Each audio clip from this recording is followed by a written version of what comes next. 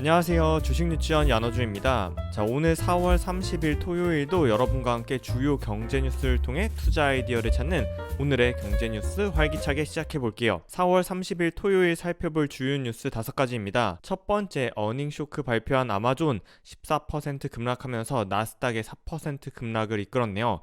두 번째, 한 달 만에 삼성전자 순매수로 돌아선 외국인 덕분에 삼성전자 4% 상승 마감했습니다. 세 번째, 경기 하락으로 전환이 됐을까요? 통계청의 3월 산업 동향 살펴보고요. 네 번째, 다음 주부터는 실외 마스크를 해제한다고 하는데요. 화장품주 볕들 날이 올까요? 자, 마지막으로 전쟁 기후 환율 3중고의 슈퍼 인플레 온화까지 살펴보도록 하겠습니다. 자, 첫 번째 뉴스는요, 바로 아마존이 14% 급락하면서 나스닥이 4% 급락했다는 소식입니다. 아니, 어제만 하더라도 미국이 1분기 GDP 역성장했지만 나스닥이 3% 급등했었는데요. 오늘 다시 4% 급락한 거죠. 미국 증시가 연일 롤러코스터 장세를 반복하고 있습니다. 4월 30일 아시아경제 뉴스에 따르면요, 29일 금요일 나스닥 지수는 아마존의 어닝 쇼크 소식에 4% 급락했는데요.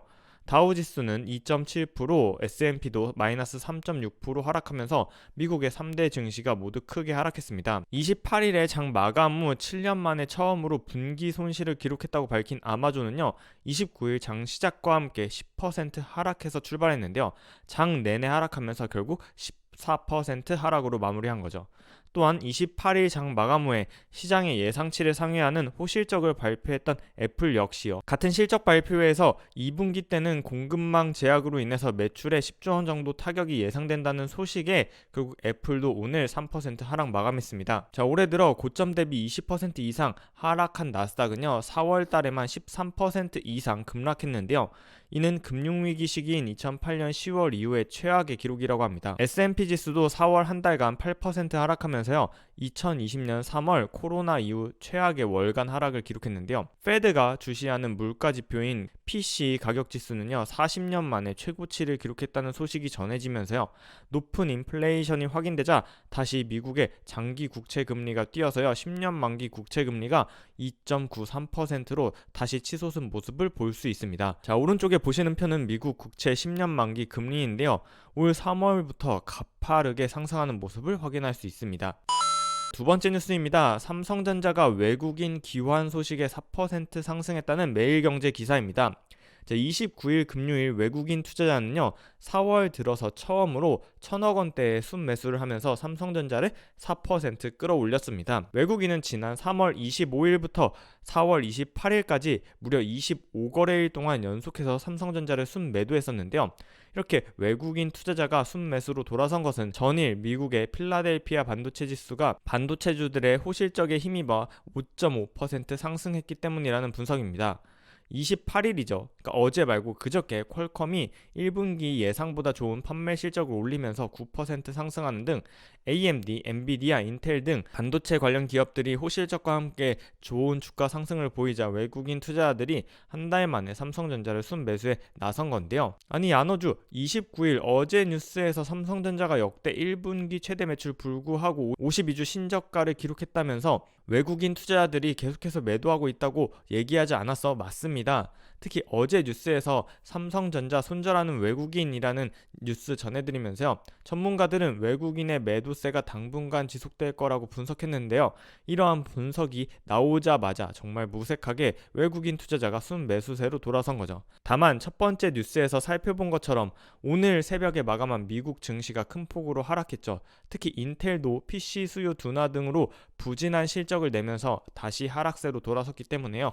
삼성전자를 순매수한 외국인의 매수세가 5월 달에도 지속되는지 지켜봐야겠네요. 자, 또한 특이한 점은요, 어제 삼성전자가 4% 반등할 때 공교롭게도 여의도 증권가에서는 삼성전자의 목표 주가를 하향하겠다는 보고서가 5개나 나왔다고 합니다. 하이투자증권은요, 목표 주가를 89,000원에서 82,000원으로, 메리츠증권은 96,000원에서 84,000원으로, 신한금융투자는 97,000원에서 87,000원으로, NH투자증권은 105,000원에서 87,000원으로, 다올투자증권 역시 105,000원에서 88,000원으로 하향 조정하면서요, 5개 증권사가 모두 맞춘 것처럼 8만원 중반대의 가격을 목표 가격으로 제시했는데요. 앞서도 살펴본 것처럼 증권사의 전망이 단기적인 주가 움직임 맞추지 못한다는 거 다들 잘 알고 계시죠? 오히려 증권가가 이렇게 하향 조정할 때가 기회가 아닐지도 역발상으로 생각해 봐야겠습니다. 세 번째 뉴스입니다. 29일 통계청이 발표한 3월 산업 동향에 따르면요. 지난달 전산업 생산 지수는 117.1로 전월 대비 1.5% 증가했습니다. 오른쪽의 차트에 주황색으로 나타난 게 전산업 생산 지수인데요. 2월 마이너스 0.2%에서 3월 1.5%로 크게 증가한 걸 확인할 수 있죠. 이러한 증가폭은요. 지난해 6월 이후에 가장 큰 증가폭이라고 하네요. 올해 들어 1월, 2월 두 달 연속으로 감소세를 보이다 반등했는데요. 문제는 지난달 들어 기업과 가게가 지갑을 닫았다는 점인데요. 소비 동향을 보여주는 소매 판매 지수는 전월보다 0.5% 감소했습니다. 오른쪽에 보시는 차트에 하늘색 선인데요. 3월에 마이너스 0.5%로 2월 0%에서 오히려 하락한 걸 확인할 수 있죠. 그래서 어떤 소매가 더 줄었는지 자세히 살펴봤더니요. 가전제품, 승용차, 통신기기 등 값비싼 고가의 내구재 소비가 7%나 줄었고요. 신발과 가방, 준 내구재 소비도 감소한 반면에 식료품, 화장품, 의약품 등 소모품 비내구재 소비만 4% 늘었다고 합니다. 또한 기업의 지갑인 기업의 설비 투자도요. 2월 마이너스 5.6% 감소에 이어서 3월에도 마이너스 2.9% 감소했죠. 기업 입장에서는 미래를 위한 소비라고 볼 수 있는 설비 투자가 이렇게 감소한 건요. 운송 장비 투자가 모두 줄었기 때문입니다. 또한 건축자재 가격 상승으로 인해서 건설 기성 역시 3개월째 감소하고 있다고 하네요. 이러한 점을 반영해서 현재 경기를 나타내는 동행지수 순환 변동치는요 전월보다 0.2포인트 하락했다고 합니다. 지난해 10월부터 5개월 연속으로 상승하다가 6개월 만에 하락세로 전환한 거고요. 앞으로의 경기 전망은 더 어두운데요. 경기를 예측하는 지표인 선행종합지수는 99.5로 0.3포인트 하락했습니다. 이렇게 동행순환 변동치와 선행순환 변동치가 모두 하락하면서요. 경기 하락으로 들어가는 거 아니냐라는 분석도 나오는데요. 어운선 통계청 심의관은요. 선행과 동행순환지수가 모두 하락했기 때문에 경기가 하락으로 전환되는 시점으로 해석할 여지가 커졌다고 의견을 밝혔습니다. 네 번째 뉴스입니다. 다음 주 월요일부터 실외 마스크가 해제된다고 합니다. 다만 50명 이상이 참가하는 집회, 공연, 스포츠 경기장은 여전히 마스크를 착용해야 한다고 하네요. 정부는요. 코로나 팬데믹으로 2020년 10월 13일부터 마스크 착용이 의무화됐던 조치를 566일 만에 실외 마스크는 해제한다고 밝혔습니다. 이렇게 정부가 마스크 해제를 밝힌 이유는요. 프랑스, 뉴질랜드, 싱가포르 모두 오미크론 정점 직후 1개월 전으로 마스크 착용 의무를 해제했지만 특별한 문제 없이 감소 추세를 보이고 있기 때문에 실외 마스크 착용 의무 해제를 해도 전파 위험이 낮다고 판단했기 때문입니다. 다만 이와 관련해서 대통령직 인수위원회 즉 신권력은 오늘도 확진자가 5만 명 나오고 사망자가 100명이나 나왔는데 실외 마스크 해제는 너무 빠른 조치다라고 비판했습니다. 이렇게 마스크를 벗자 화장품주가 다시금 주목을 받고 있는데요. 정부가 실외 마스크 해제 조치를 발표하자 최근 화장품주들이 급격하게 상승했죠. 관련 소식이 처음 전해졌던 28일 목요일에는요. 아모레퍼시픽이 9%, 아모레주가 8%, 이츠한불 7%, 클리오 7%, 한국콜마 6% 등 화장품주들이 급등했는데요. 29일 금요일장에서도 아모레퍼시픽은 1.6% 상승하면서 이러한 상승 추세를 이어가고 있습니다. 아모레퍼시픽의 1년 차트를 보면 최고가 5월 27일 30만 원을 찍고 크게 하락했던 걸 볼 수 있는데요. 아모레퍼시픽이 이렇게 크게 하락했던 이유로 실적에서 중국 비중이 높은데 중국이 봉쇄를 이어지면서 실적 우려감이 커졌던 거죠. 그래서 내가 만약에 이러한 뉴스를 듣고 화장품주에 투자하고 싶다고 한다면 과연 그 화장품주에서 중국 매출도가 얼마나 되는지 그리고 이러한 사회적 거리두기 완화가 실적에는 어느 정도 영향을 미칠지 등을 꼭 고민해 봐야겠네요. 오늘의 마지막 뉴스는요. 먹고 입고 바르는 소비재 연쇄 급등하면서 진짜 물가 폭풍이 아직 오지도 않았다는 한국경제 기사입니다. 러시아와 우크라이나의 전쟁 그리고 전 세계적인 이상기후 그리고 높은 환율 등으로 인해서 식음료의 원재료인 밀, 옥수수, 해바라기유 등 값이 폭등해서 원재료 값이 크게 올랐다고 합니다. 특히 우크라이나와 러시아는 세계적인 곡창지대인데요.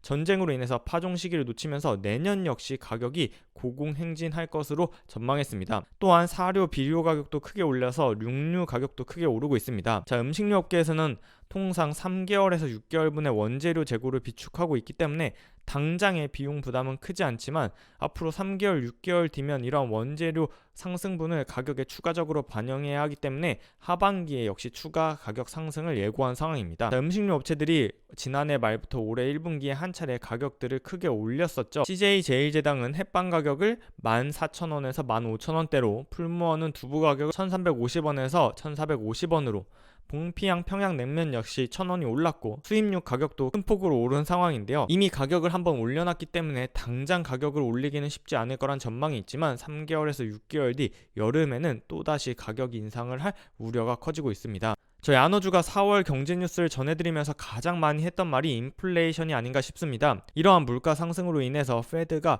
공격적으로 금리를 올리고 있는데요. 이러한 조치가 물가 상승을 잡아줄지 아니면 물가 상승이 올해 내내 증시의 발목을 잡으면서 소비자들의 지갑을 닫게 할지 중요한 관전 포인트로 앞으로도 지켜봐야겠네요. 자, 늘 말씀드리지만 본 영상에서 언급한 종목 매수 매도 추천이 아니라는 점 강조드립니다. 경제 뉴스를 통해 투자 아이디어를 찾는 오늘의 경제 뉴스 4월의 마지막 영상은 여기까지입니다. 4월 한 달 동안 야너주와 함께 공부해주신 분들 모두 감사드리고요. 저는 5월에도 힘차게 여러분과 함께 주요 경제 뉴스 살피면서 투자에 좋은 인사이트 드릴 수 있는 많은 뉴스 소개해드릴 테니까요. 야너주와 함께 하실 분들은 채널 구독, 영상 알림 설정 해주시고 댓글로 의견도 많이 남겨주세요. 아참, 이번 주말에는요 5월에 공모주를 전체적으로 워밍업 해보는 5월 공모주 일정 영상도 올릴 예정이니까요 많은 기대 부탁드립니다. 자, 그럼 주말 공모주 영상에서 만나요. 안녕.